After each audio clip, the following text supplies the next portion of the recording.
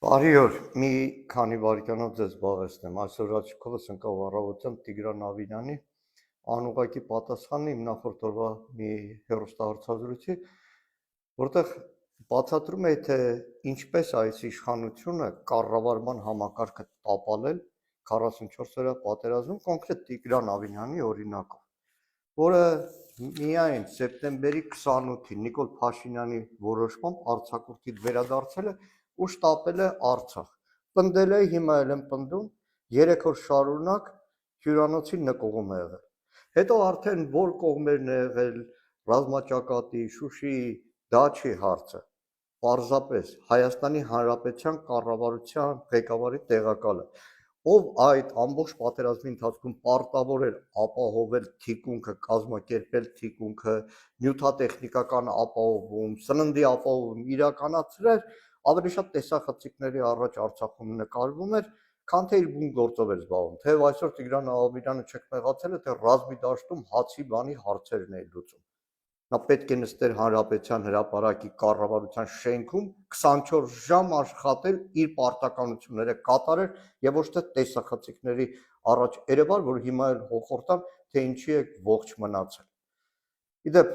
որևէ իմաստալից բացատրություն չգտնելով իր գործողություններին, Տիգրան Ավինյանը անցել է բոլոր սահմանները, թե ուր էր Դաշնակցության վերնախավը պատերազմի ժամանակ։ Դաշնակցության վերնախավը պատերազմի ժամանակ սեպտեմբեր 27-ի առավոտյան արդեն ժամը 8:30-ին կազմակերպական գործի մեջ էր։ Հարյուրավոր կամավորներ դաշնակցական արդեն շարված էին Արամ Մանուկյանի արձանի մոտ եւ արդեն գիշերը առաջնագծում էին։ Առաջնագծում էր օրինակ Գեգամ Մուշեղյան, Դաշնակցության Երևանի կառույցի ղեկավար, առաջնագծում էին Դաշնակցության Հայաստանի Գերագույն մարմնի անդամներ։ Հիմա օրինակ բյուրոյի անդամ բժիշկ Տարոն Տոնոյանը։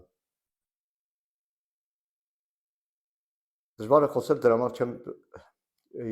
չեմ մանրանա։ 54 մեր կամավորականների կյանքը ամեն մեկիս համար էր։ Շատ թանկ կյանք էր։ Տասնամյակներով իրար հետ կյանք տեսած մեր ճուտը մհերը, բժիշկ Նորիկը ու բազմաթիվ այլ անուններ։